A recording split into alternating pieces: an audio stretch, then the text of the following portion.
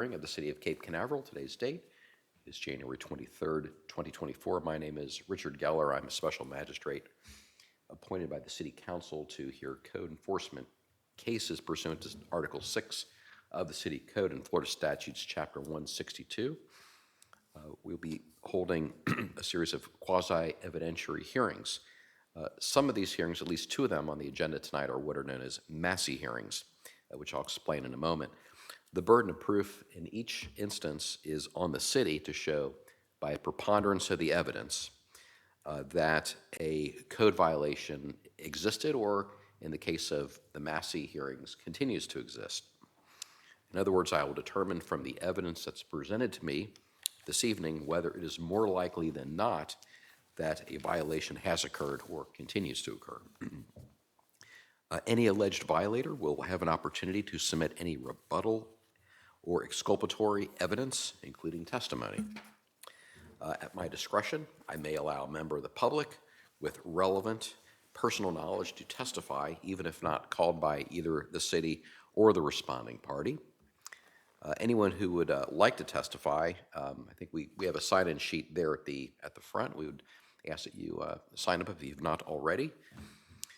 Upon request, any alleged violator may ask relevant and material questions of any witness for the city, and the city may ask relevant and material questions of any witnesses for a responding party. I may exclude evidence that I deem irrelevant, immaterial, or unduly repetitious.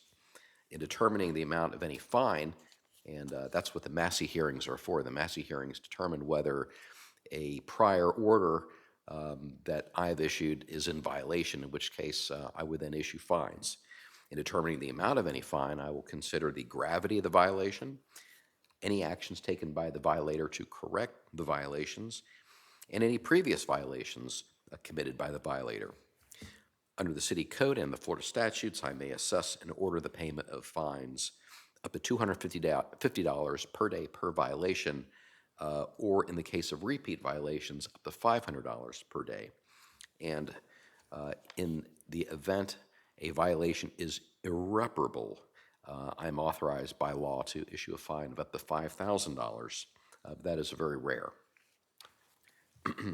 In addition, I'm also able to assess the cost of any repairs or remedial actions taken by the city. At the conclusion of the hearing, I will issue findings of fact, conclusions of law, and an order based upon the evidence of record, and I will follow that up with a written order. I endeavor to do that within 24 to 48 hours after a hearing. So certainly this week I would expect to have any orders reduced to writing. The city will record a certified copy of any order that imposes a fine, which will then become a lien against the land where the violation occurs, as well as upon any other real or personal property of the person determined to be a violator. Any order that I issue may be appealed to the Brevard County Circuit Court within 30 days. It is the obligation of the appealing party to obtain a record of these proceedings. Any appeal would be limited to the record that is presented before me, and for purposes of any appeal, the city's agenda packet will be administratively accepted into evidence as the city's Exhibit 1, its PowerPoint slides as Exhibit 2, and any exhibits that are presented by a responding party should be provided to Mr. Palmer there, and we'll proceed.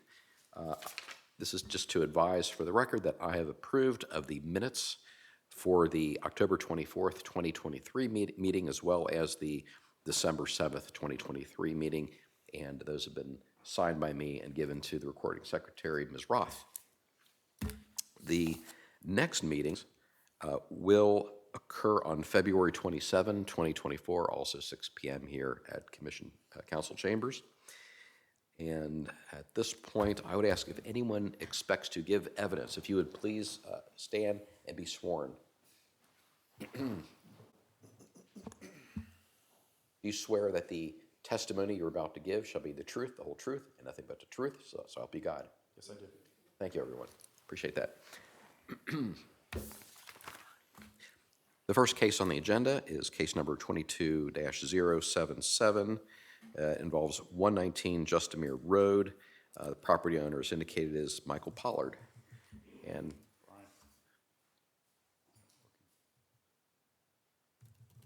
just whenever the city is ready to proceed, you're welcome to start.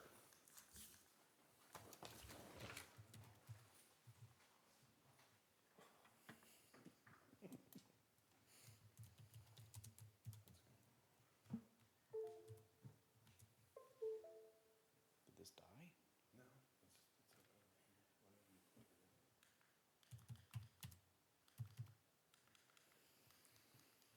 Well, I thought we were ready, sir. That's all right. Take your time and just give you a chance to work out the technical bugs. Something's froze up. Something's froze up and I have to shut it down and just turn it on.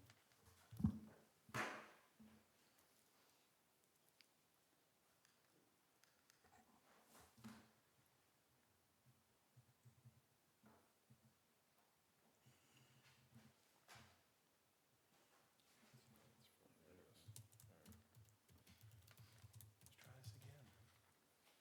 Technology is not the greatest, is it? Is that too long?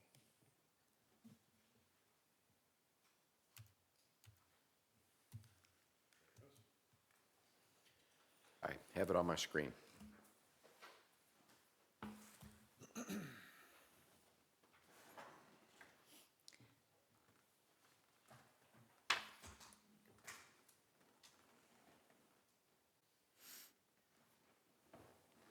Officer Robinson, if you'd just introduce yourself for the record, I appreciate it. Officer Chris Robinson, City Cape Canaveral Code Enforcement Officer. This is case number 22077. Address is 119 Justamere Road, Cape Canaveral, Florida. Violation is for construction without a permit. Notice of violation was sent certified mail 12/13/23 to Michael Pollard. Return receipt received 12/20/23. Notice of hearing was sent out 12/21/23. Return receipt received 12/26/23. Before you move on, let me just make sure I have those dates into my notes. So the notice on 12/13/23, and then return receipt received on the 20th.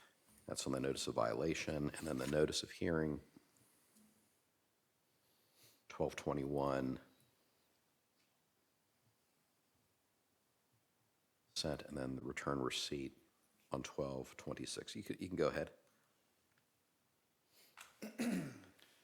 On 5/17/2022, Officer John Mayberry received a complaint of a building addition being constructed without permits. He conducted a site visit and found the front porch had been closed in, adding 2 bedrooms and a bathroom without any permits. Stop work order was posted. Contact was made by phone with owner Michael Pollard. He was informed of the stop work order and the need for permits to continue. 5/18/2022, a permit was applied for to enclose the screen room, add a new concrete driveway, new electrical, and plumbing. 7/5/23, the permit was denied and closed out due to no activity and no response for clarification on materials and specifications. On 7/15/23, staff received a complaint that work has continued on the property. The site visit revealed new work. A new stop work order was posted and the owner was informed again, no work can be performed until a permit is obtained. Can you go back to that prior slide? So the stop work order was posted on 7/15/23. The second one, yes, sir. Okay, so there was a first stop work order. What was? Yes, sir, Was that? 5/17/22. Okay. And then typically when a permit is issued, it's good for 6 months? Is that Yes, sir. correct? Okay. This one was never obtained, though. Oh, that's right. What kind, do you know the nature of the information that was not received? Just what materials were being used, the specifications of those materials, all of that. There was no information at all. And then so the permits again were to add an addition, add a. It was full construction. He was doing almost building a full house. Oh, I He see. Enclosed a 20-foot long by 10-foot wide front. I got pictures that you'll see. Okay. Yeah, it was adding 2 bedrooms and a bathroom, plumbing, electrical, load-bearing walls, everything. It was full on, almost a new building. Were engineering drawings presented to the city? Yes, sir.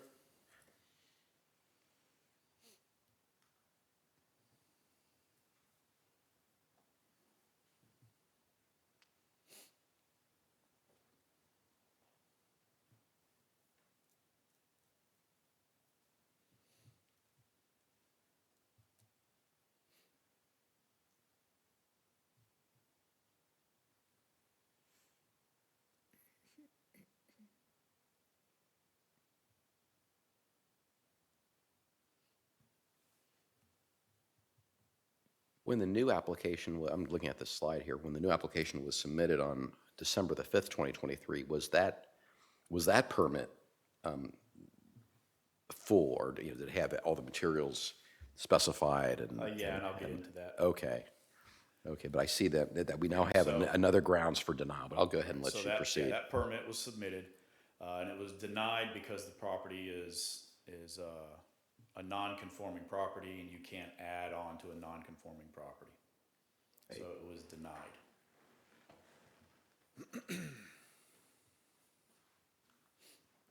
Has there been any application to change the zoning on this property? To zoning? No. Right, okay. It's So- not so- a zoning issue, it's a, Well, I guess these residential, it's non-conforming in the sense that this is a residential property in a commercially zoned area? Is that what it's a mobile home. oh, it's a mobile home?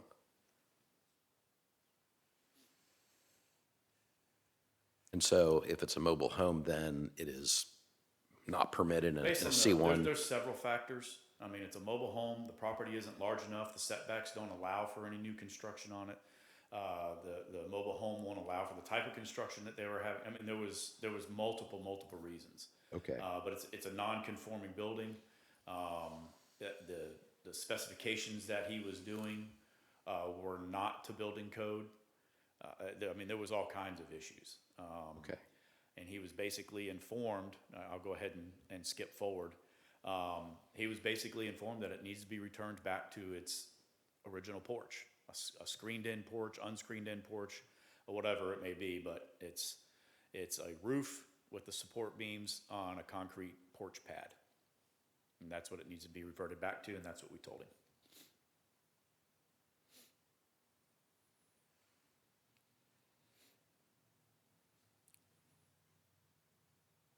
Okay, so now we have, I see on 116, a permit to remove the unpermitted work has been approved. Yes. Okay. Valid until July 14.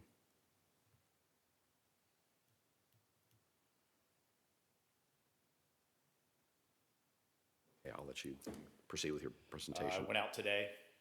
The property, it's still in violation. He hasn't completed it.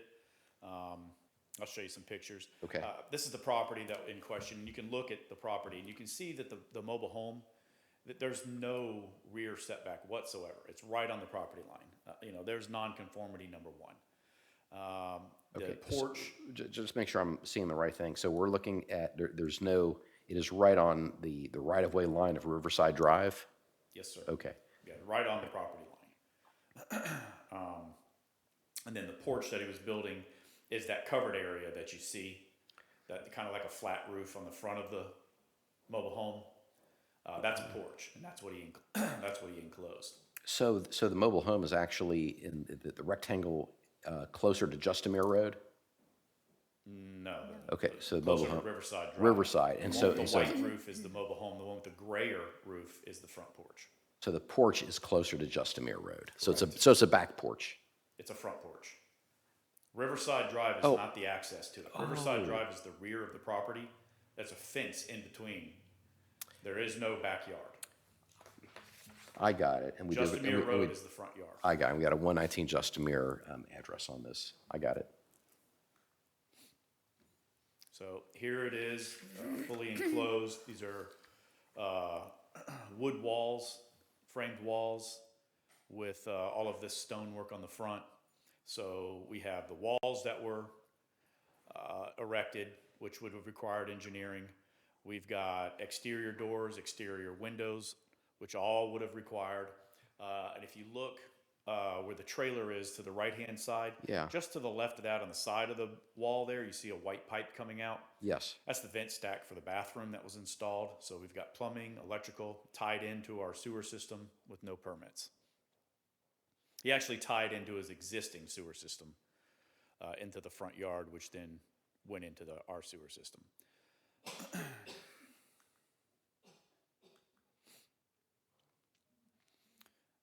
Here's another one. Air conditioning was added. I mean, that wouldn't have required a permit for that air conditioner right there. It's just a window unit. This was taken today. This is the material that he's ripped out so far. You can see that it's all kind of returned back to its original state. Now, the eastern portion has not been completed. So all of that right there needs to look like that right there.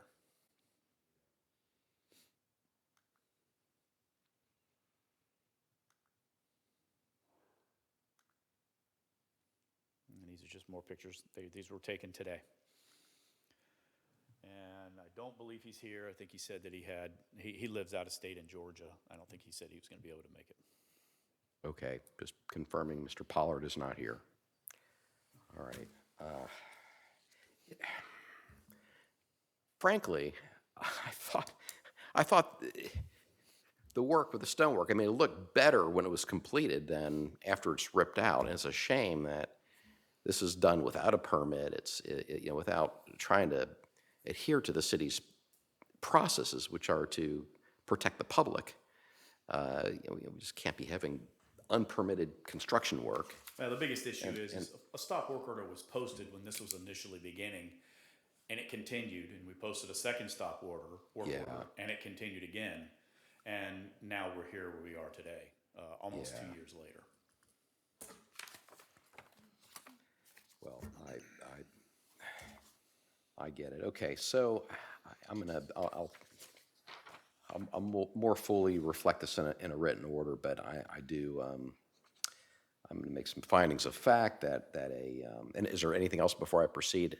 Any recommendation as far City's as? recommendation is to give him until July 14th, 2024 to come into compliance, which is the end of the permit that he obtained for the demolition. Okay, July 14, 2024, and if not, then I think the fines would be retroactive to when, or just have them have the fines start.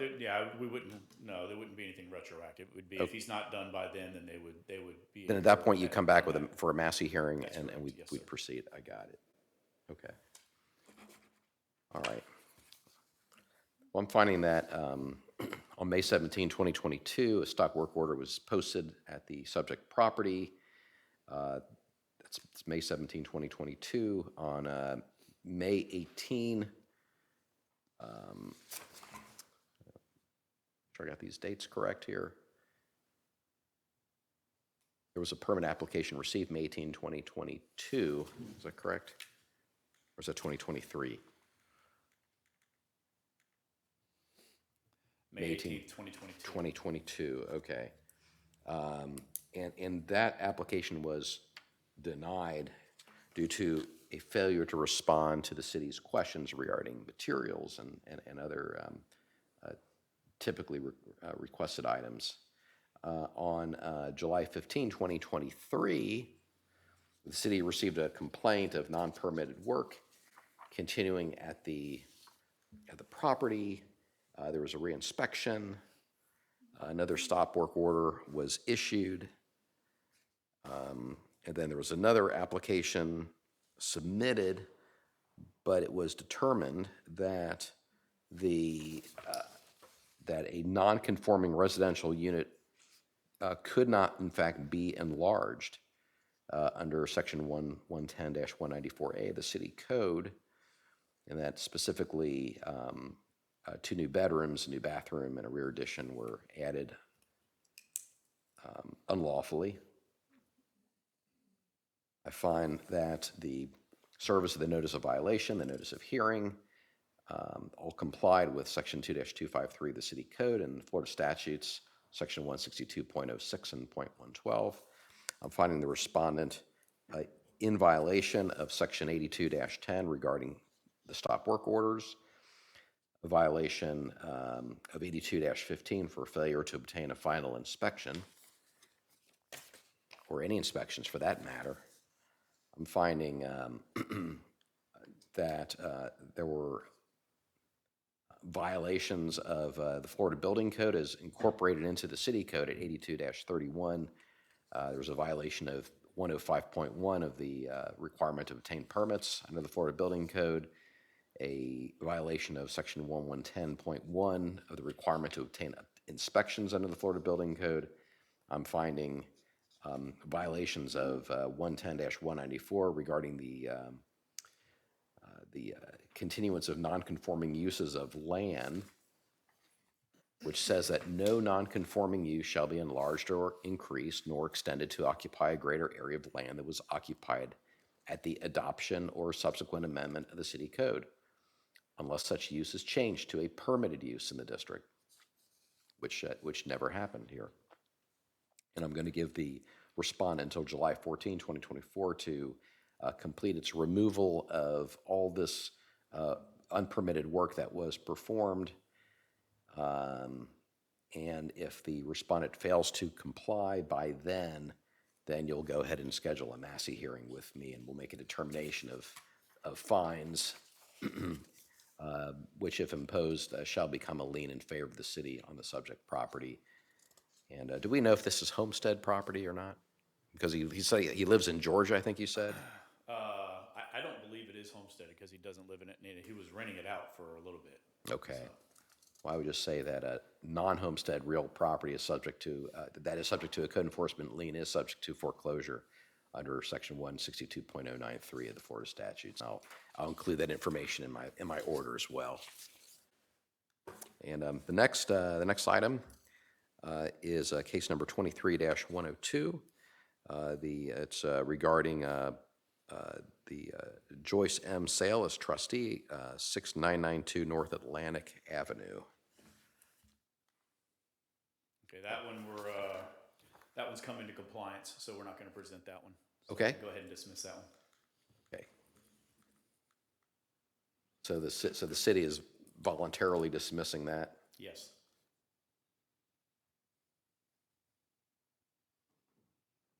So I may just do a very simple order of dismissal then on that.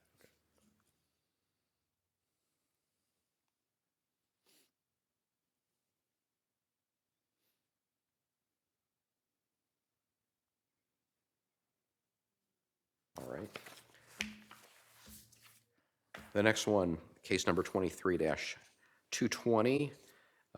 This is Giles Malone as the property owner, 8710 Hibiscus Court. This is 8710 Hibiscus Court. Violation is for work without a permit and no BTR. What is a BTR, business tax Business receipt? Tax receipt, yes, Okay. sir, for operating a business. Okay.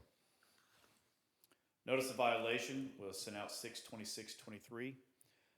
6/28/23 USPS tracking service says it was delivered. I never received my green card back.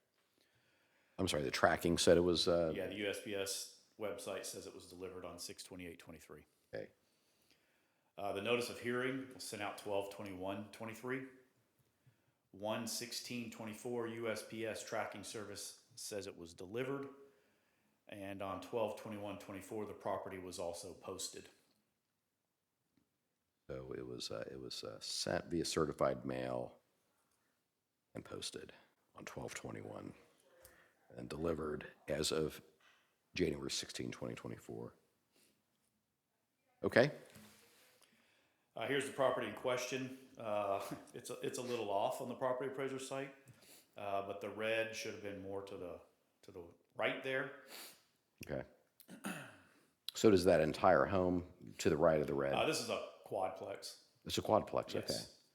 So is it the just to the right? Is it that? It's the one just to the right where there's that a lighter colored green tree there, and then a little indentation in there. Yeah. It looks like the red got transposed. Yeah, it should be over to the right significantly more than got that. it. On 6/16/23, observed a new second floor balcony railing being installed without a permit. I informed the workers a permit is required and a licensed contractor will have to do the work since the property is a rental. I also informed them all work must stop until a permit is obtained. 6/23/23, a follow-up site visit revealed the railing had been completed without a permit, and I posted a stop work order again. The building official looked over the photos and determined the railing is not to code. A notice of violation was generated and sent to the property owner. On 7/5/23, the owner called and wants an appointment to meet on the property on the 17th of July. On the 17th of July, 2023, staff met with the owner and discussed what he needs to do. He asked if an engineer signs off on the way it's been constructed and meets the code, is he good? And staff said that the permit would still be required, but if an engineer signed off on it, that it's good to go as it's built, we would accept that. 9/30/23, a check of the database revealed a BTR has been obtained for the long-term rental. Okay, let me get the last point there. So 9/30/23 BTR obtained. So that's no longer in violation. Correct, that part's in compliance. Okay.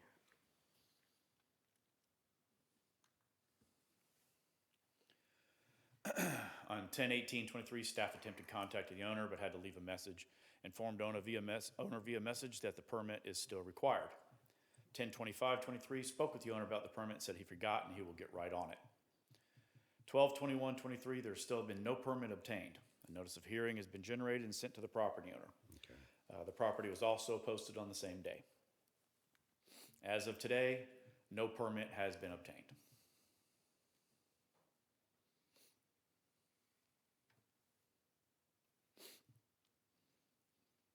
All right. This is the decking that was being installed, materials on the ground, and this is the front portion of it with the address in the photograph. And that's the posted notice. Which notice of the That would be the notice of hearing. okay. And I don't think the property representative is here. Mr. Malone here? Okay, well, may the record reflect that, that Mr. Malone received notice and chose not to appear. I'm gonna, what is your recommendation as far as? Staff recommends that he obtain a permit by February 12th to Okay. comply with the notice of violation. All right.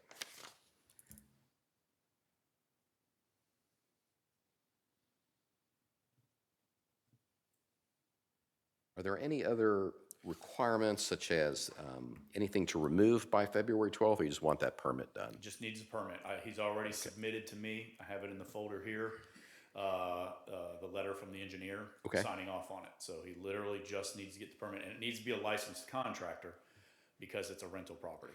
Okay, so obtain permit, so through a licensed contractor. I'll put that in the order.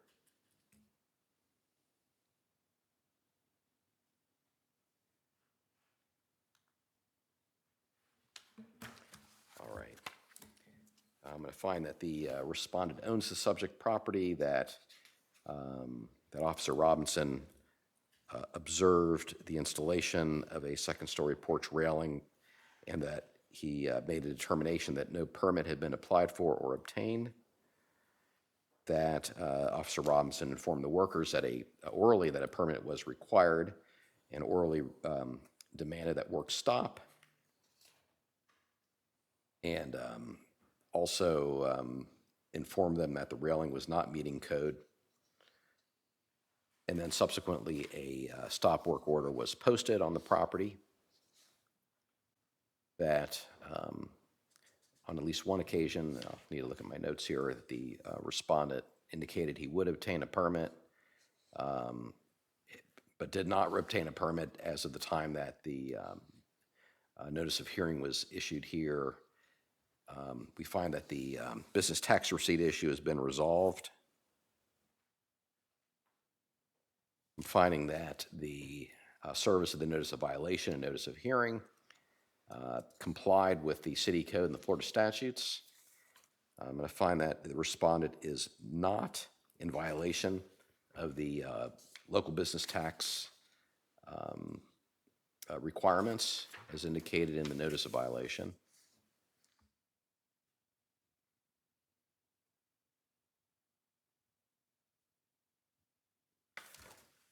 For the failure to obtain a permit, I'm going to note that the Florida Building Code has been adopted and incorporated into the city code, that there was a violation of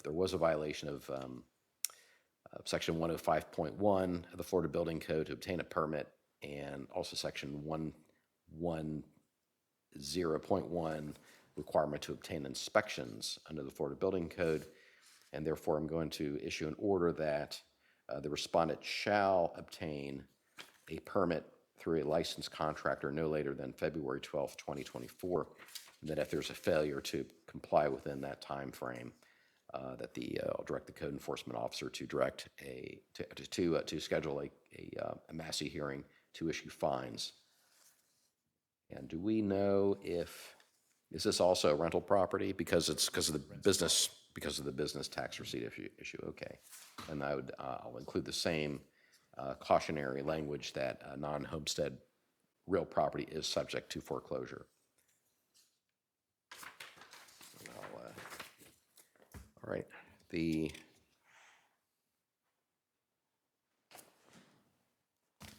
next one I have is a Massey hearing, and this is case number 22-308, 404 Tyler Avenue, Unit 6. Lamila Cheshchikova is indicated as the property owner. And Yes, Mr. and Palmer, go ahead. That is, I'm not Kevin Costa, so I apologize for that on your screen. I'm the Deputy Director of CED and Code Enforcement Manager, Brian Palmer.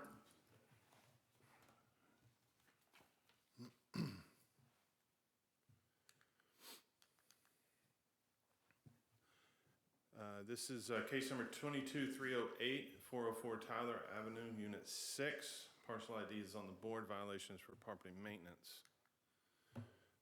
Your magistrate order was sent certified mail on 11/1/2023. Return receipt requested to Ludmilla. I'm not going to butcher her last name. Okay. The property was posted on 11/1 also of 2023 in accordance with Florida Statute 162.12 notices, along with required posting at City Hall. A notice of Massey hearing was sent on January 9th of 2024. Notice was sent certified mail, return receipt requested. On 1/9 of 2024, the notice was also hand delivered. This is the property in question. This is this was brought to you and presented to you in December, and at that time we tabled this. And now I'll start off with around that time frame instead of going through everything over again. That time frame of September 26 is when you found the property in violation of Florida Building Code and gave the property owner until December 1st of 2023 in which to comply fully with the terms of your order. 12/7 of 2023, the plumbing contractor applied for and was issued a permit to repair the plumbing violation. December 7th of 2023 was our special magistrate hearing that we had where we presented two separate cases to you. A Massey hearing was conducted and the case was tabled. On 12/14 of 2023, I received an email from the plumbing contractor stating they reached out to the property owner who informed them she only needed to get the permit prior to the hearing. However, she didn't need the work to be done anytime soon. Plumbing contractor, also noted the property owner had not paid them as of this date. That was copied directly out of their email. The portion that had not been paid, I guess she had some overdue payments that she owed them, okay. and they stated that they would need the payment for the permit, which she paid. She then stated that she would come in the next day to pay the rest. However, she never showed up. On January 9th of 2024, the city's permit tech called Summer, that's the young lady's name, with Cocoa Beach Plumbing to inquire on the status of scheduling the permitted work that was submitted as an emergency permit. So they did this as an emergency permit so they could get it issued right away. Right. Summer advised that she has reached out by phone to the owner and had left messages regarding payment and the urgent need to schedule the necessary repairs. Cocoa Beach Plumbing has not received a return phone call from the owner, and this was as of January 9th of 2024. Officer Palmer conducted a site visit, made contact with an individual who stated they were renting the unit as an Airbnb. In the letter that she submitted to you in December 7th, she stated that she was not renting the property and would not rent the property until after repairs were made, if I remember correctly. I have the letter somewhere, I could read it. However, I do know she said that she was not renting the property at the time. 1/23 of 2024, Summer from Cocoa Beach Plumbing sent an email to Officer Palmer, which has been submitted as an exhibit, as I have right now. I'm sorry if I could interrupt you one moment. So Summer is Summer the permit tech, or is Summer someone with Cocoa Beach Plumbing?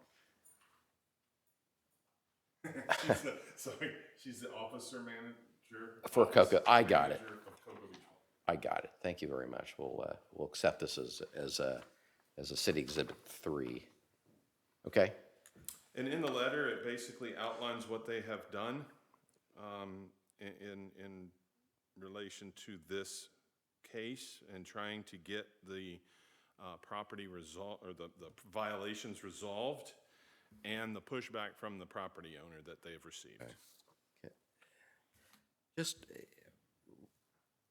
remind me, is this the case, and I may be confusing it, is this the case where the plumbing was dripping into a lower unit, or is that a different case? No, that's this case, and the Okay. plumbing is also incorrectly installed. It states in the Florida Building Code that it can't be reduced, and it is.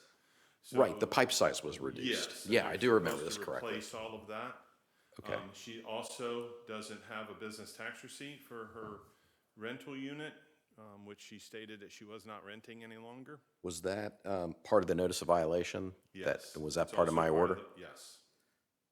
Okay. Right.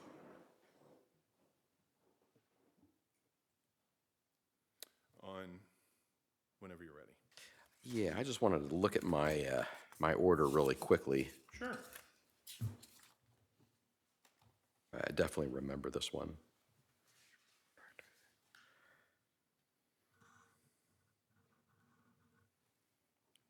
On page 5, Yeah. at the top of page 5. I see it. Yeah, shall apply for, obtain a business tax receipt. And that there's a December 1st, 2023 deadline to comply fully with the terms of the order. Okay. Yes, sir. Okay. And The, as far as of today, there's no business tax receipt. No, sir. Okay. All right. I searched I contacted our business tax professional today, just probably about 2 hours ago, and asked her to look it up, and she said she has not even applied for it. Okay. The only thing I want to read in the record off of this letter, unless you want me to read the whole thing, That's all right. You could just read what you think is relevant. the very last bullet statement says the customer arrived in the office without notice on Friday, January 19th, stating she needed to pay her past due and that she forgot entirely. She is also scheduled for Monday, the 29th of January now for the estimated portion, and will then need customer to schedule final repair. So basically what this is saying is how they have set this up. They applied because it was an emergency permit. They applied for the permit first, got the permit, then they were scheduling to go out to give an estimate of the job. Then they would schedule for a repair. Okay. She subsequently, when they contacted her, told them, I just needed to get the permit before the hearing. I don't need it repaired anytime soon. They then attempted to contact her. She received a notice of hearing. This is just the sequence of events. Right. I sent a notice of hearing. She received a notice of hearing. She went into Cocoa Beach Plumbing, paid the overdue fees, and scheduled for the estimate for next Monday.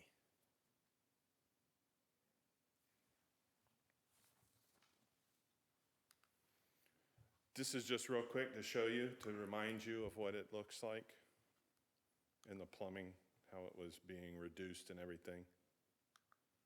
Right. This is the original that we found. on her apartment, or on her, yes, on her apartment, I guess it's an apartment, condo it says there. So on her condo, and this is the one I found. She had removed it from Airbnb, and I found it on a Zumper website for rent. And I found this probably a week, 2 weeks ago.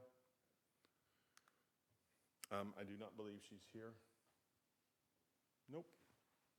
She's not here. All right, just I do have somebody that would probably like to speak on this matter, if you would like to hear them, sir. Yes, I would. Okay.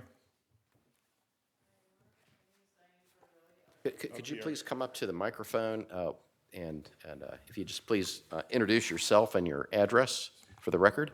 Hi, my name is Diane Cardarelli, and I own unit number 1, 404 Tyler Avenue, Cape Canaveral. And I co-own that with my husband, James.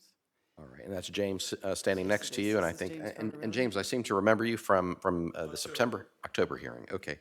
And Diane, how do you spell your last name? Cardarelli. Cardarelli. Yes. Okay. All right. And James, you're also the same last name, I assume. Okay. All right.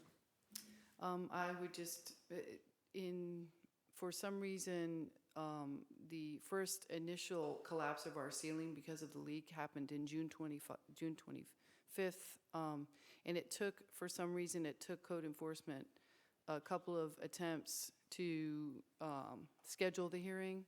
So basically, up to this point, we've been dealing with human wastewater leak into our bathtub, and we have mold.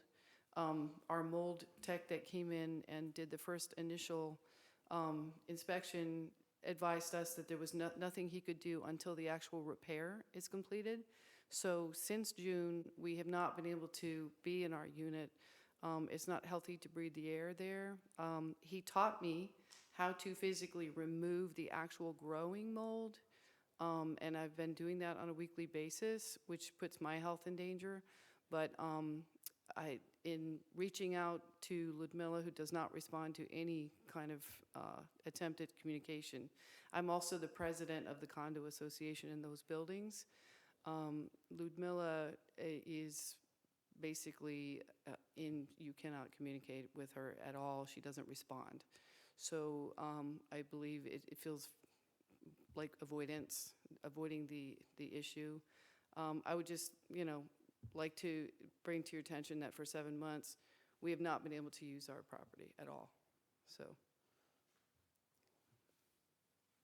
And do you, were you residing in the property, or are you just renting it out, or what? Family members do, family members do, but since June, I had a family member who was living it there at that time, who has since moved out because it's not livable right now. Yeah. And we can't even address the mold situation because the ceiling is gone, so it's wide open to the leak. And I believe that the initial plumber who did the inspection said that they had chipped a hole through the concrete floor of the building, and so now concrete debris is falling into our tub every time it leaks. So we clean it up, and then we go back, a week later to do the mold clearance, and there's more concrete in the tub. So I'm pretty sure that the actual status of the building is being affected by the leak because it's bringing down concrete with it. I have a question for Officer Palmer. Is there any additional permits that will need to be obtained other than this plumbing permit? So would a plumber be able to remedy what has to get fixed here? I mean, Well, what she needs now is she has a permit. They need to come in and they need to first of all, they need to do an estimate. They'll look at the job, see what they need to do to repair the pipe.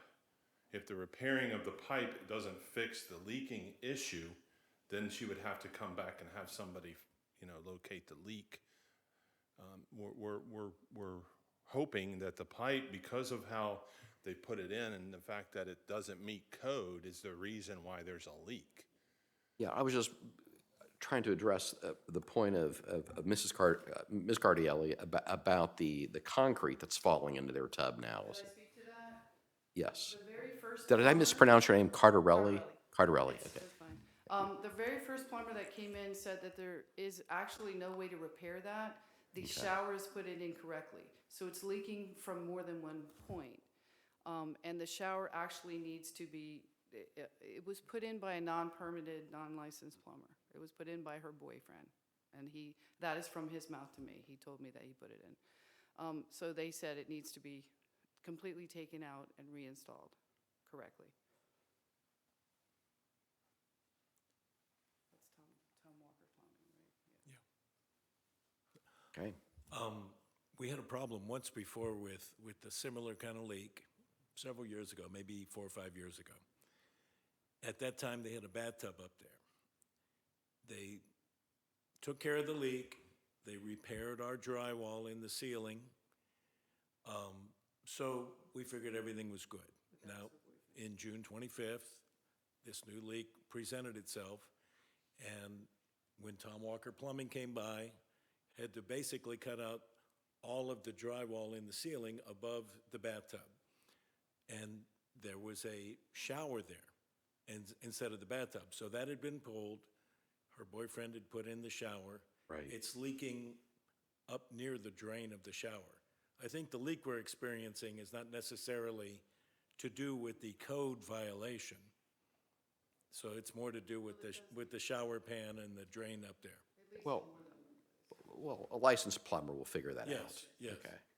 So, and, when the plumbing repair happens, we'll also need our drywall ceiling repaired as well. I would, hope at her expense.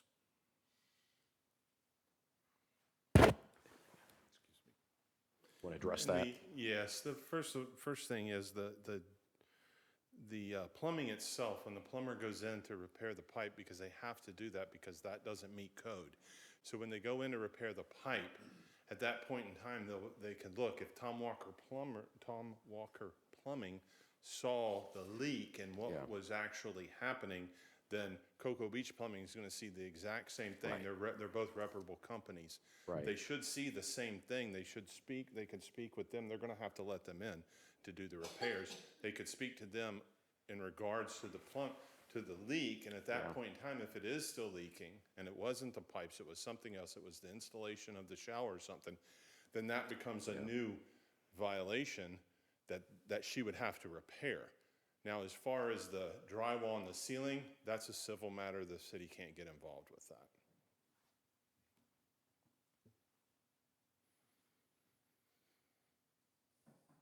Oh, all right. Any recommendation as far as a fine? I haven't heard any mitigating evidence against imposing a fine in this case so far. Yes, sir. And this is solely based on good faith effort that I have not seen from her. Based on the testimony and evidence submitted at this hearing, staff respectfully request the magistrate find the respondent in violation of the provisions set forth in the magistrate order outlining the findings of facts, conclusion of law and order, and retroactively impose a fine in the amount of $100 for the first day, beginning December 1st, 2023, and $50 every day thereafter until compliance is confirmed by the code officer.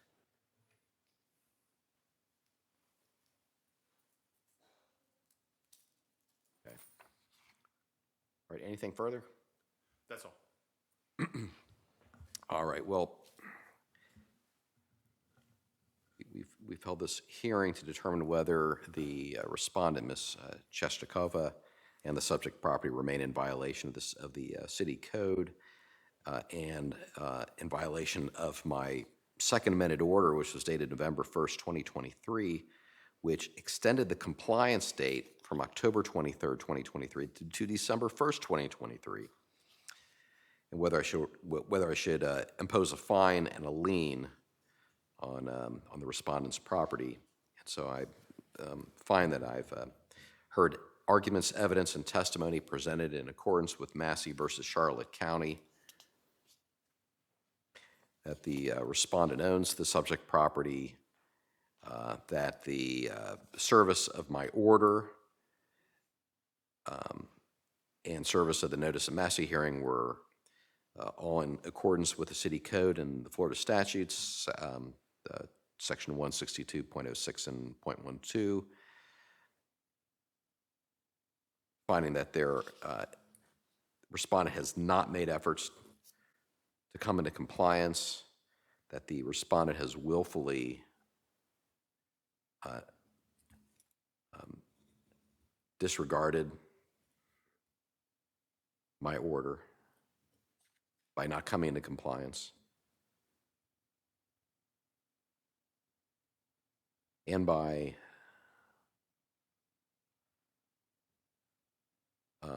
obtaining a permit and then instructing the contractor not to proceed with fixing, with doing the work.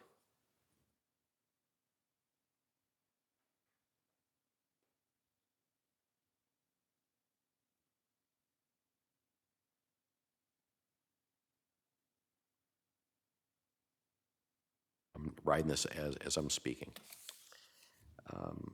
Find that the shower drain assembly continues to leak, that the non-compliant pipe is still there.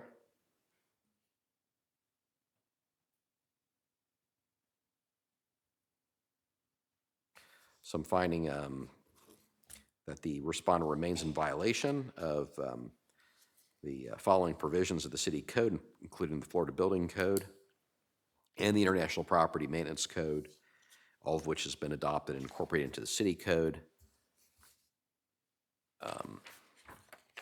These would be section 70.69, requiring a business tax receipt. Finding a violation, that's a 70.69. Also a violation of section 504.1 of the International Property Maintenance Code, also known as the IPMC, which states that plumbing fixtures shall be properly installed and maintained in working order, shall be kept free of leaks and defects. Finding a continuing violation of 504.3, plumbing system hazards, that this plumbing system constitutes a hazard to the occupants of the structure, and that we have testimony of mold that cannot be remedied until the leak is finally fixed.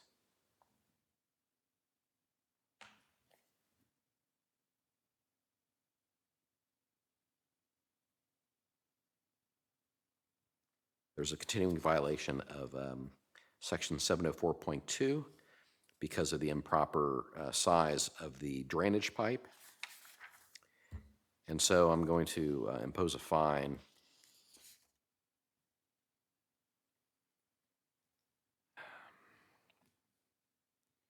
of $100 for the first day and $50 for each day thereafter, beginning on December 1st, 2023. And these fines will accrue daily, and I'm actually going to be doubling this. And so it's going to be $100 and $50 for the plumbing, and then an additional $100 and $50 on the failure to obtain the business tax receipt.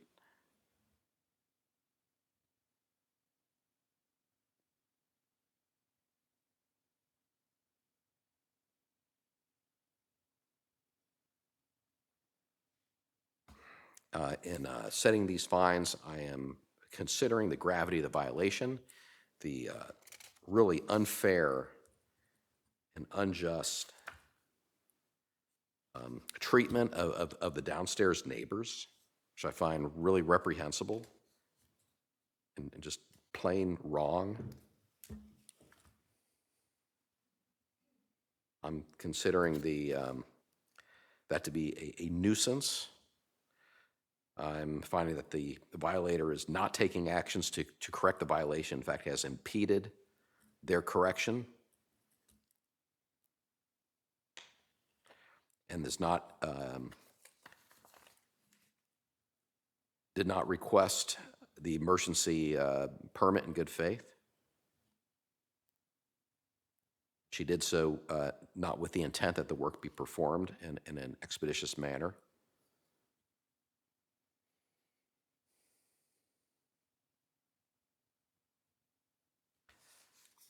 Do we know of any previous violations by the respondent?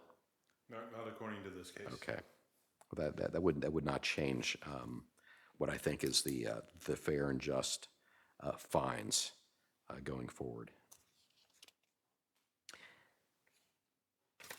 And of course, these fines will constitute a lien on the respondent's real and personal property when filed, when recorded with Brevard County. And then to stop the accruing of the fines, the respondent has an obligation to advise the Code Enforcement Division that she has properly replaced the shower drain assembly, and I'm putting in here, and repaired the damage to the ceiling caused by the leaking shower drain components. I want her to see that as her obligation to do.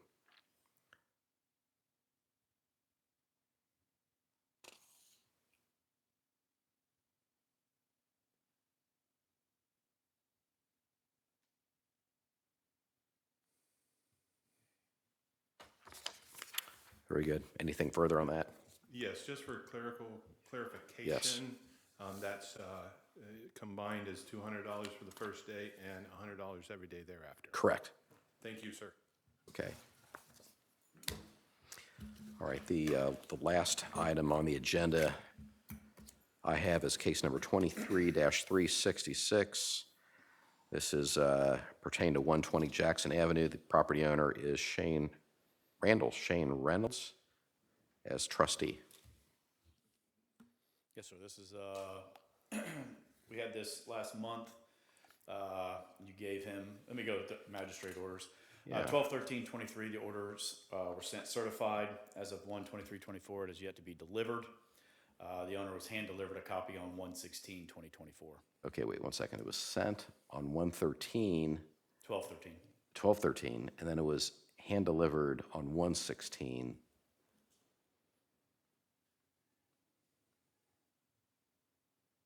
And then the notice of hearing sent on 1/11/24, and then we have indication of its receipt on 1/16/24.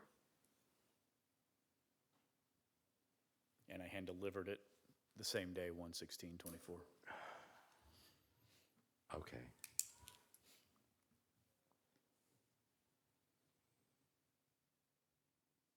All right. This is the subject property. 12/25/24. I spoke with Shane about compliance, and he said he's having difficulty getting a contractor to demolish the staircase and build a wall over the garage door in time frame allotted. We discussed erecting a fence and locking the gate to prevent access to the staircase. He said he could pull the garage door down to prevent access and hide the clutter from the outside. 1/9/24. I conducted a site visit and observed a 6-foot fence erected with a locked gate preventing access to the staircase area. I also observed a garage door closed to prevent access as well as to hide the clutter inside from view. 1/11/24, I was informed that there is concern from city administration that the violations have not been corrected in accordance with the magistrate orders. I spoke with Shane and informed him of these concerns and asked if he could meet with myself and city administration, which he agreed to. And was the garage door was closed? I think there was a hole in the garage door. Was that repaired? There wasn't a hole in the garage door. It was just the garage door was in the up position perpetually, and it wasn't able to be closed. I thought there was a hole in the garage door because the fire crews needed to access, and they maybe I'm misremembering that. Okay, all right. On And then 1/16, and just go back. Then on 1/11, that's okay. Okay, so this is just an agreement to meet then with the city. right, and the concern is that your orders stated that the staircase needed to be demolished, Right. and Is the fence achieving the same purpose though? well, that's what we're here. Okay. You know, is it what your orders? Is it meeting that? Right. So I got some pictures here. Okay. So here's the gate. You can see the new fence. This is the new fence that was installed. It's a little over 6 foot. Okay. This is a picture over it. You can see the staircase remains. There's plywood attached to the front of it kind of a secondary deterrent. Okay. It's closer up view.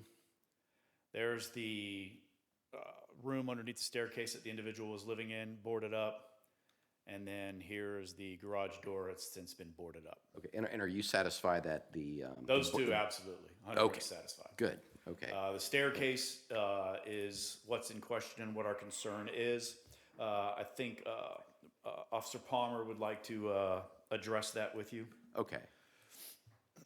And just so everyone knows my thinking right now, I mean, just so long as those upstairs units cannot be accessed, and so if the fence is achieving the same end goal, then I would probably be satisfied, but I'll let you go ahead and tell me what you will.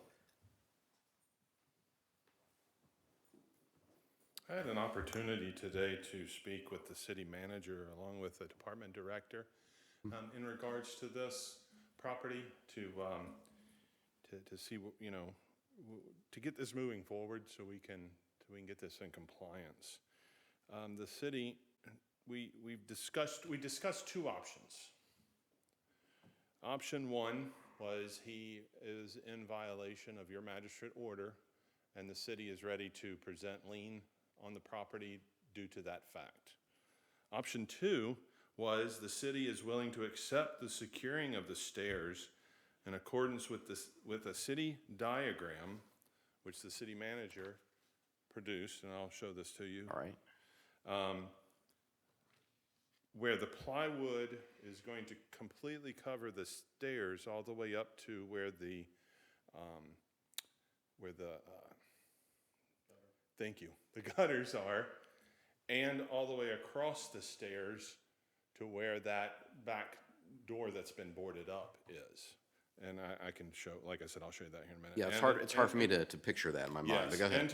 And to be bolted to the walls to preclude removal. And if the stairs are not secured, there's a condition. If the stairs are not secured in this manner by the end of this weekend, then we would ask the property owner or the magistrate to allow us to come on the property and secure it for him. In other words, if he doesn't have the ability to do this, then the city's willing to go on the property and do this. And do you know what, would you be asking for me to assess those costs against him? And Yes. how much are we talking approximately? I would have to give you an estimate later. We just Okay. literally, I was just speaking on this not but about 2 hours ago. Sure. And got everything ready to see if we could move forward instead of, I mean, if we go the lien route, the city's prepared to do that. Okay. If we don't want to go the lien route, if we want to give him some time to secure the stairs properly, or the city to help him in that, we're willing to do that. Okay. Let me show you this real quick, and then I would like Ms. Shaler to stand up and say something. Sure. So what we have here, I'm going to try to speak loudly so you can hear me. What we have here are the stairs, and I can share this with Shane also. Sure. Brian, I also have it up on the screen, so you. Oh, you do? If you look on the screen where the gutter is and what we're talking about. Oh, okay, you have that part. All right. So you have the stairs, at the bottom of the stairs, going from the wall where the gutters are. The plywood and 2x4s would reach all the way to the wall, be bolted to the wall, and reach all the way up to where the gutters are. It's approximately 8 feet, I believe.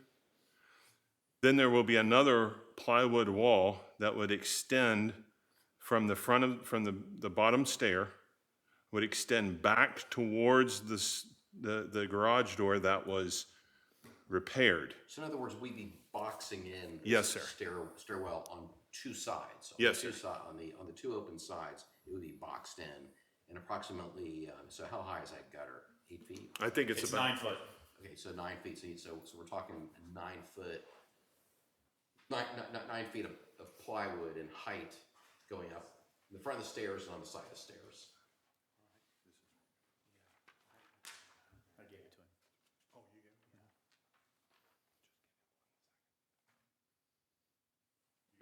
Yes, now, I understand what the proposal is. Okay.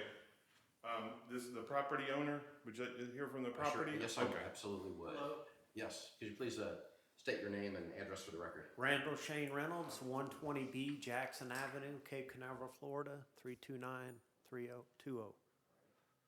But how would you like to proceed, Mr. Rentz? There are two options from the I city. can, we put the wood up there and covered up the spots that they wanted me to do there and put the fence up. We thought, just like you were saying, that, you know, the fence and closed up, it's got a lock on the gate. Nobody can get in there even to the stairs. So putting that up, you know, yeah, I can go in there and put that wall up just like we did before, the other two walls. So you can put up the two pieces of plywood Sure. that Mr. Palmer was referring to, that, you know, reaching to the gutter and, you know, basically boxing in the stairs. By this weekend, yes. this weekend, Or okay. whenever this weekend comes around when I'm not working. Okay. My boss helped me we come and did the work on it now, and just to close it up where you can't see the charred area and stuff and underneath where we did the work. Talking about And where we the put the garage fence was? up, yeah. Okay. Yeah. Couldn't get the garage door down, so we just went ahead and boarded it up. And you heard Officer Robinson, he was satisfied Yeah. that was properly He's secured. been very nice. Okay, so what I will do then, based on your representation, you'll be able to put the two plywood Yes, sir. barriers there. I will modify my order. I'll amend the order, and then you can get that done by this weekend. Is that Yes. By Yes, sir. So by whatever this Sunday is, I don't have the date off the top of my head. You looked at me for a date, didn't you? Sure. What is by Patty, you gotta be quicker. Is it this Sunday? That would be the 28th. 28th, so Sunday, January 28th, that the stairwell will be boxed in and secured with plywood, approximately 9 feet high.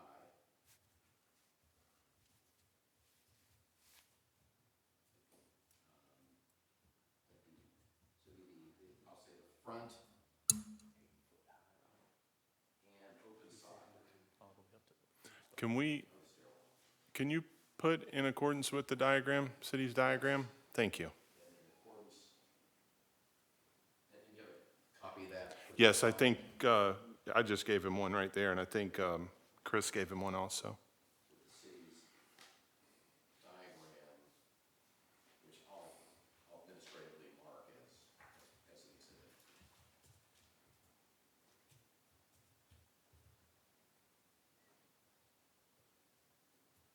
Okay. I'd also like to give Ms. Shaler an opportunity to speak also, please.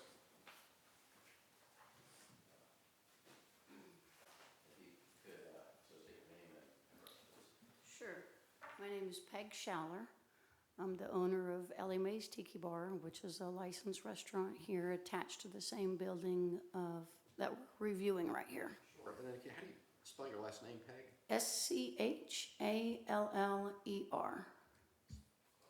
Scheller. Okay. Great. What's So, the name of the business again, I'm sorry? so the name of my restaurant is Ellie Mae's Tiki Bar. I've been a tenant of Mr. Reynolds since May of 19. So I watched the hearing on December 7th, and there were several inaccuracies, and I just want to make sure that the magistrate has all the information before he makes a ruling.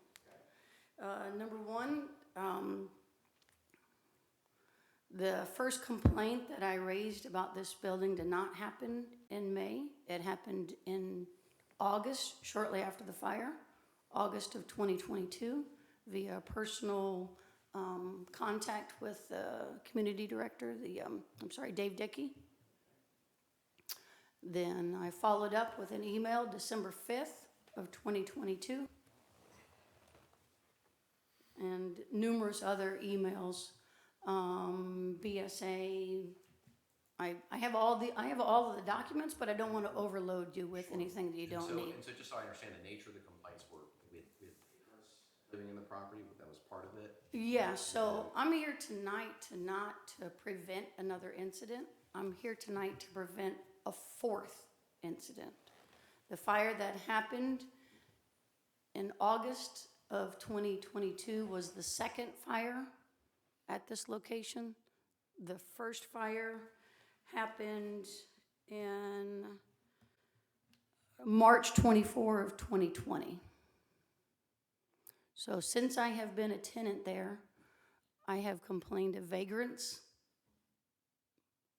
I have complained of debris, which caught fire 3/24 of 2020. Then have complained of the stairwells not being secured. There was a gal by the name of Kimberly Sobis that fell down the stairs that you're talking about boarding up right now. She's Kimberly, what was her name? Sobus, S-O-B-U-S. She fell down those stairs. She sued Shane Reynolds. Soon found out that he had no insurance.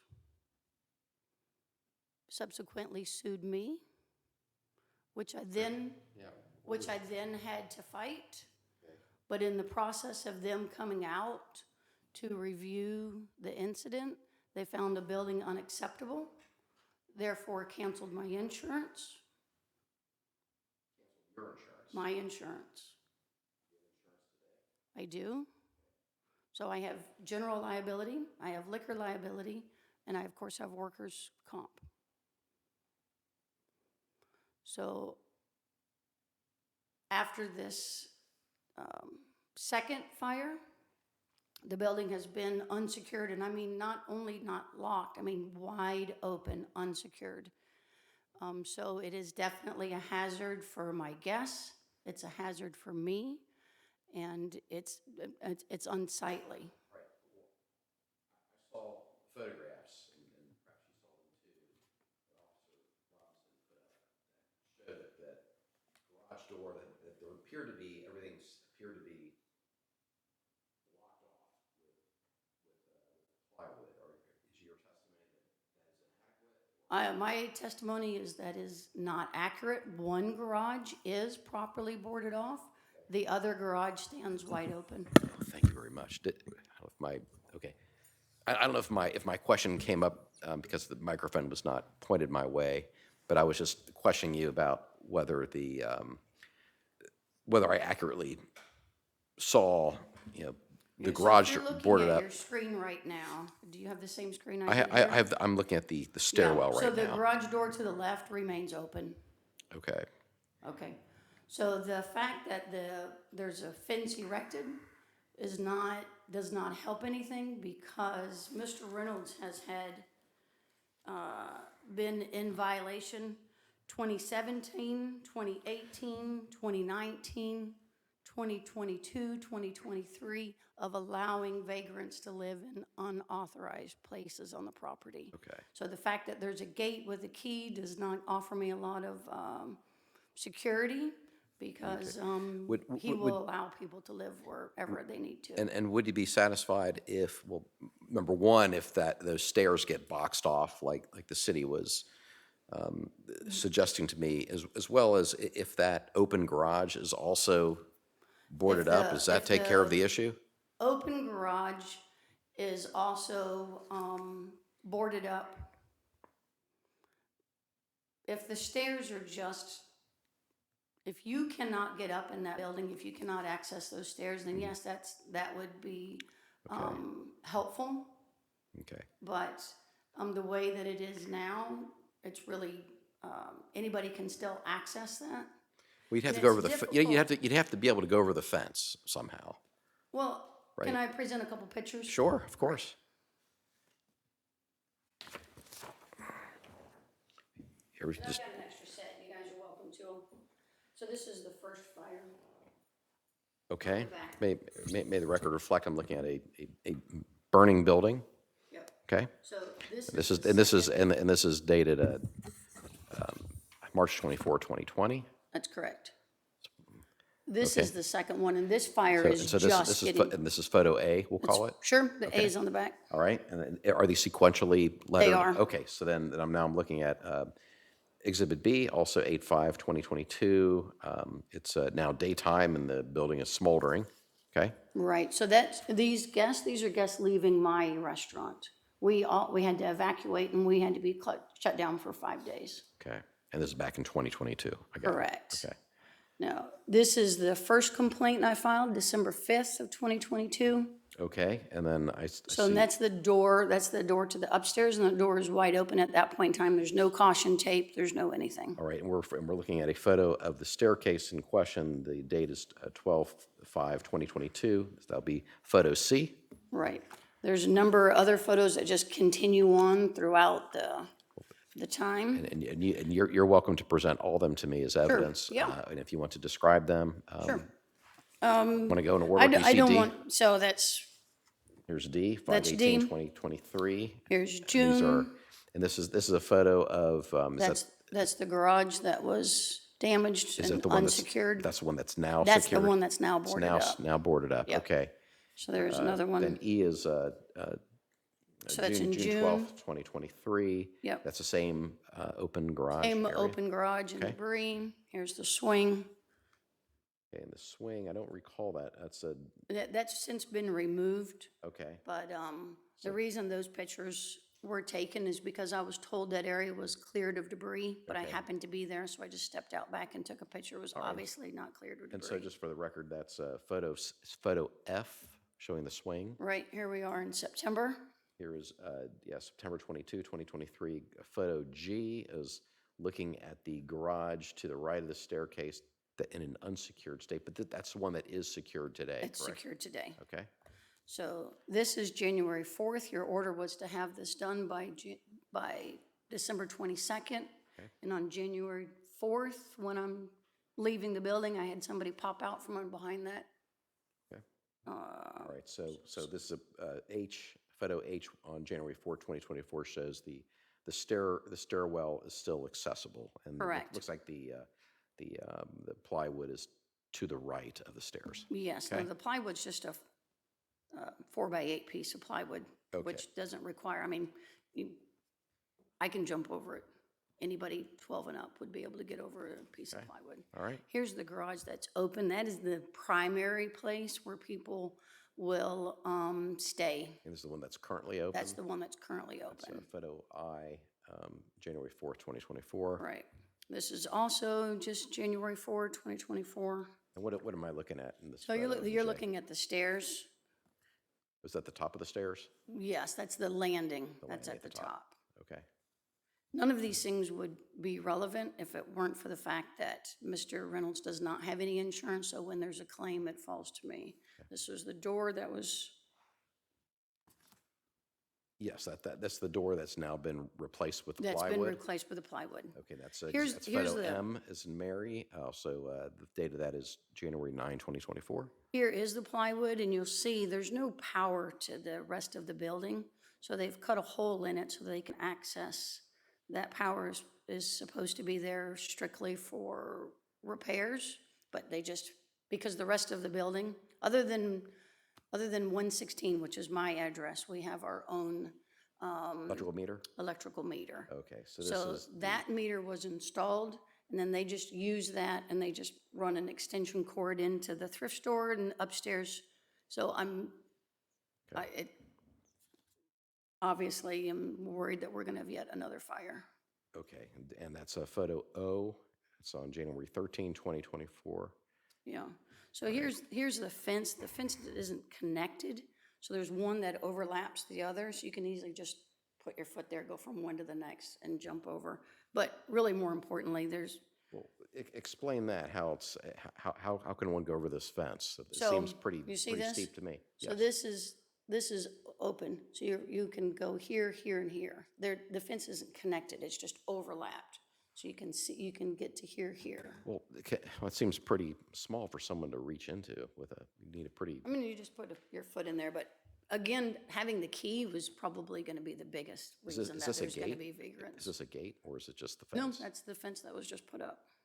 Okay, and so if another piece of plywood were to cover Yeah, that or if opening, the that fence would was cover? just installed properly, but again, having the fence installed properly is not going to prevent vagrancy.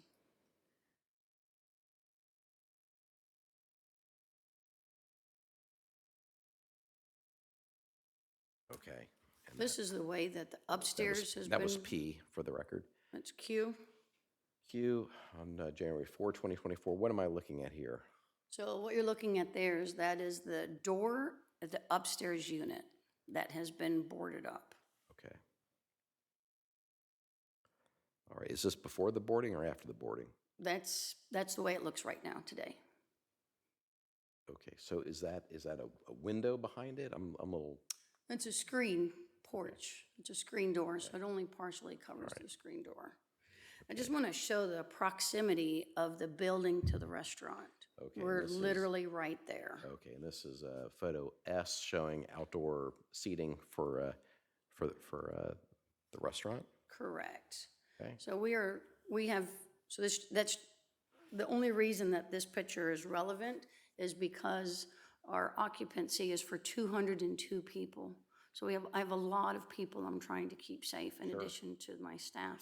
Sure, okay. Right now, And this is the, that's Exhibit T showing people at the restaurant on February 17, 2023. right. So here's the lean-to. This is the door leaving and going in. Here's the lean-to of the garage.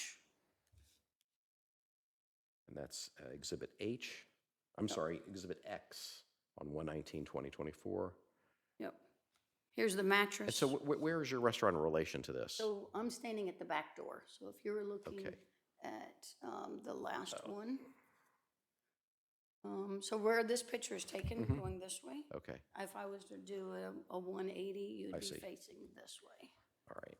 Yeah. And is this the building where the fires took No, place? the building where the fire, that's the garage that's directly across. Oh, the, The fires are behind me from where I'm standing in Correct, this photo. correct. Wherever the Right. photographer was standing, I should say. correct. Okay. So here's inside of that, there's the mattress, there's the bed. And is this the garage that was boarded up? This is this garage here, so it's the very last picture that you just put back there. It's now this garage. My point is that there's an epidemic of vagrancy. Has this particular garage been boarded up? No, yes, it's boarded up, it has a lock on it, but they just go back behind it. This is back behind the garage, and that's how they access that little apartment in there. Explain this to me. Sure, happy So to. you're saying, so vagrants Okay, are. so this is let's see, the three pictures together. Okay. So this is the lean-to. Okay, Behind it, it goes right up about 2 feet away from the fence where the fire department is. Okay. This is the area behind it. So they go back here and they crawl over the top and they get into this area.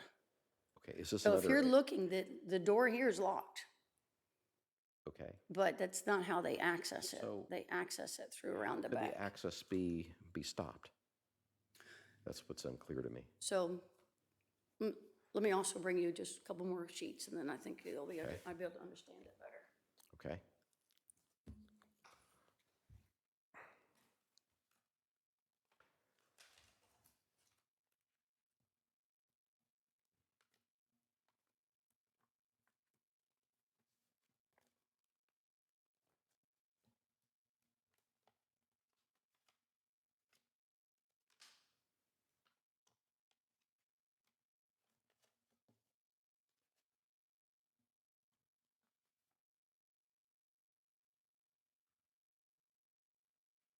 Here's the last notices of violation. This is in 2017 and 2018. And this is about Mr. Reynolds Okay. creating different spaces for people to stay and to live. And then I also have staff notes.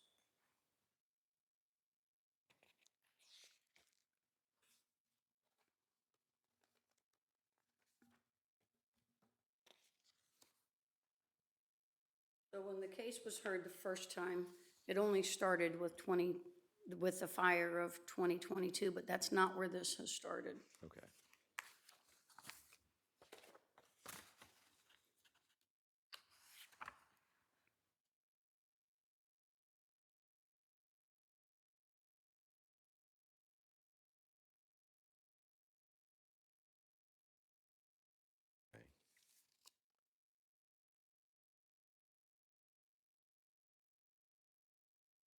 is a revised, Exhibit 4 is a notice of violation dated 4/6/17. Exhibit 5 here is a revised notice of violation dated 8/27/2018. Is this the same violation, or is this My something different? understanding, it's the same violation. Okay. The violation was done by Chris right. Robinson, he would know, and these are Okay. his staff notes concerning the building. So it has been an ongoing issue with me to try to keep my patrons and staff safe. I understand. And anything less than the original magistrate order of tearing down the stairs and boarding up all access is what I'm asking for.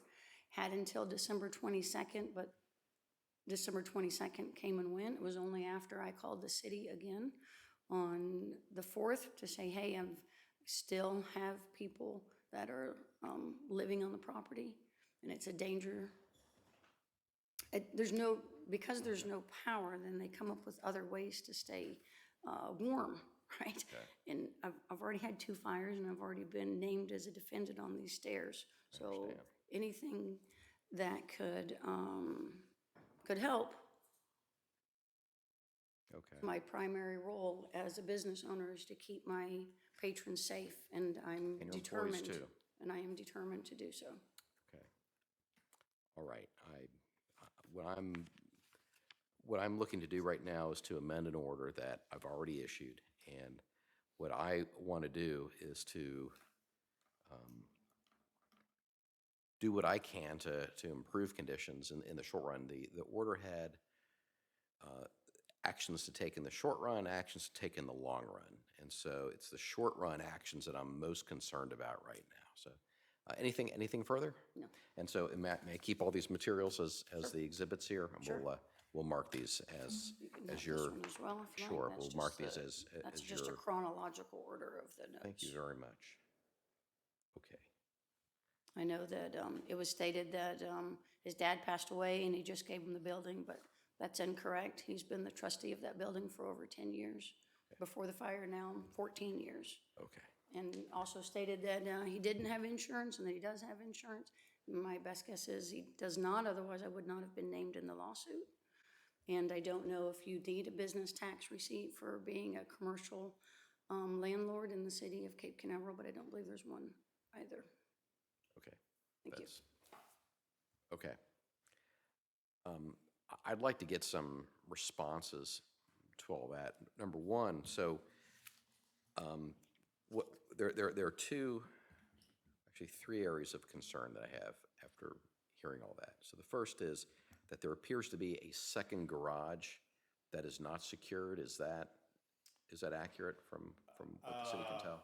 It's an open garage door being used as a porch by the tenant that's in the thrift store, that runs the thrift store, uses a porch. Inside there is a door that he locks. Okay.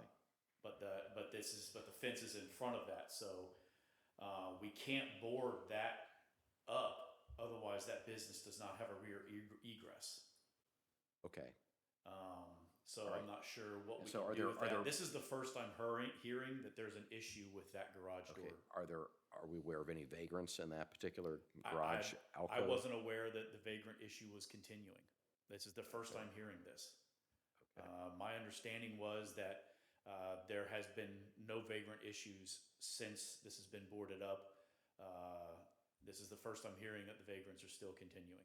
Okay, and then, so the first, we have the open garage door, but that's part of the thrift store is what I'm hearing. Correct. Okay, then the second area of concern that I have is this, where the fence was installed, there is, and just for the record, this is photograph P as in Peter, there's a gap in the fence that the concern was raised that someone could put their foot up there and go over the fence. Somebody could put a ladder up to it and climb over it as well. So I'm not sure. I mean, there is no code to the installation of a fence. Okay, I mean, that would be up to your determination if you feel that we need to do something to secure that better. well, we might just put like a 2x4 on Sure, there. That's no absolutely. problem We to could do something like that. I just, we can do, whatever you order. I just don't. Let me, since we're doing this in kind of informally, let me ask Mr. Reynolds. Is this any problem to put a 2x4 where the gap is, where the concern is that someone could put their foot in there and use that to climb up the fence? It's overlapping right there. It was kind of, it was uneven where the pole was at. So that's actually about 2 foot. It's overlapped there about 2 foot, but yeah, I can fill that in. Yes, sir. All right, and you can also do that by Sunday? Yes, sir. Okay. All right. Thank you, sir. And then the third area was where the slant roof was, where it appeared there was an area where vagrants. This was on January 19, 2024. Is this another area that needs to be secured? And I'm a little unclear where exactly this is in relationship to the slant roof. Okay, this is a separate building. This is a separate garage. I believe this is the separate garage. I can show you in an aerial. Okay. Real quick, the vagrant issue, we deal with that, code enforcement along with BCSO. They help us in that to have people removed. Okay. If there are vagrants there, we will go out and remove them and try to block their access from living there. Every time that we've received a complaint about vagrants, we have gone out there. I know BCSO has responded out there on numerous occasions and had the individuals removed. It is a problem. It's a problem all over the city. Yeah. We deal with them everywhere in the city. We've responded to these things like on almost a weekly basis. However, I still want to know about them. If Right. they are seen out there, I do want to go out and I do want to have them removed. Right. Okay. So I'll have Officer Robinson go back out there and see what we have Okay. on that lean-to. Me personally, I've never even seen the lean-to, but then again, I haven't been in the back of the property like Officer Robinson has. All right. So where is that lean-to? Okay, if you look at this photograph to the extreme upper right-hand corner, Yes, you can see the square building, and then attached to that, you see like a little smaller building. I do. I believe that's depicting the lean-to that she's discussing. I understand what her concerns are with the vagrants, and like Officer Palmer just alluded to, we'll handle that just like we do all of the other properties that we have them on. I believe that's a separate issue, though, than what we're here for today with the fire. And your just orders. so that I have a better understanding of the geography here, where is Peg's Restaurant? Okay, you can see how it's a two-story restaurant. That upper, I'll come. This gray area here? Okay, this right here is the second story. That's where the restaurant is? Yeah, well, that's the second story. It's above the restaurant. This Okay. right here is an empty storage unit Uh-huh. that she uses. Okay. Right here's where the fire is. Okay. Where's the outdoor seating for the restaurant? Right here, all back here. This is all back here. So that's actually, I see where it is. This is a triplex with 2 living quarters upstairs. Okay, and then the stairwell that we want board up is right here. Yes, sir. And this area here is what we're looking, This is all fenced off all right fenced here. off. And the new fence is right in here? The new fence is right here. The new fence we want to go up around the staircase would be here. The Got new it. fence is here with the gate right here. The garage door that we're now discussing that's open is right here. This is the That's the thrift thrift store store. right here. But The they- thrift store goes here and then kind of cuts over Okay. and goes here. Then there's her restaurant and then an empty, other third unit right here that she utilizes. That's very helpful. And then the lean-to again, we think is that This is structure right there. here. Got But it. this would be a separate issue if she wants to file a complaint, then Okay. we'll handle that. Okay, tomorrow. because that I do not believe was in the scope of the original That is notice of correct. violation. That is That would have to be handled separately. I got it now. I've already annotated that complaint and we'll deal with it. Okay, and is there anything else you'd like to respond to from? Just this garage right here that we're discussing, I don't know what we could do. We cannot board that up like we did the other one because of the egress issue during business hours for that tenant. Right. So, And as far as we know, we're not aware of vagrants in there. I mean, chronically. like I said, this is the first I'm hearing that Okay. there's vagrants in there. And like we've said, Okay. it's difficult to keep vagrants out of everything. This Right. isn't the only property that we're having that issue with. Okay. Okay. So, I'd be open to suggestions of what we can do to secure the property. I think it's been secured.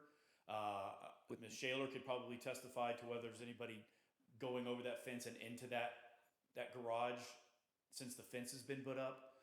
To my knowledge, there hasn't been anybody in there. okay. Okay. You want to come up and respond to that? Is there anything preventing putting the working garage back there so that it can be closed when he is not there? And Well, I it can be open when he is there so that the building can be secured? So there used to be a garage there. If you look at the pictures of the fire, you can actually see where the garage is down. There used to be a garage door there, and that would suffice. It doesn't need to be boarded up. It just needs to be secured. So if he could put the working garage door back there, that would be helpful. I want to look at my original order here. Did I order a new garage door? No, sir, we didn't even discuss this garage door. We discussed the other one on the other side of the staircase. That was damaged by the fire, Yes, correct? sir. Yes, sir. Now, So- we could put something in there where we get a working garage door. We're not going to be able to do that prior to Sunday because he's also- going to need to get a permit. Yeah, also, was the lack of a working garage door, was that part of the original notice of Yes, violation? sir. Yes, sir. But it wasn't this one right here. I was unaware of this one right here. I wasn't even looking at this one. I was dealing with the fire aspect of it and everything. Well, let me find my,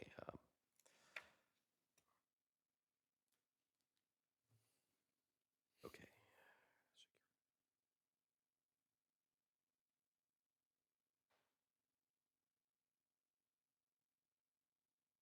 In my order, I'm referring to first is to secure the garage door. And that was referring to the one that was fire damage, Yes, sir. from what I recall. And then that was that was by December 22nd. Then March 8th, 2024 was to replace the garage door so it is functional. So that, again, I was referring to the single garage door. And then the notice of violation here. Let me go to the original notice of violation, if I can find it without too much trouble.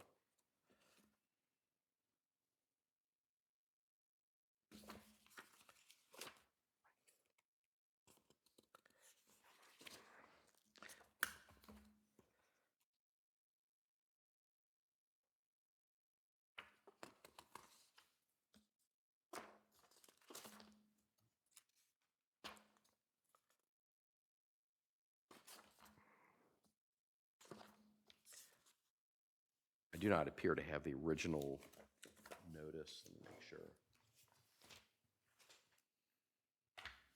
You want the original notice of Well, violation? yeah, well, here's the thing. I don't think it's fair to Mr. Reynolds to include a requirement that was not already cited for.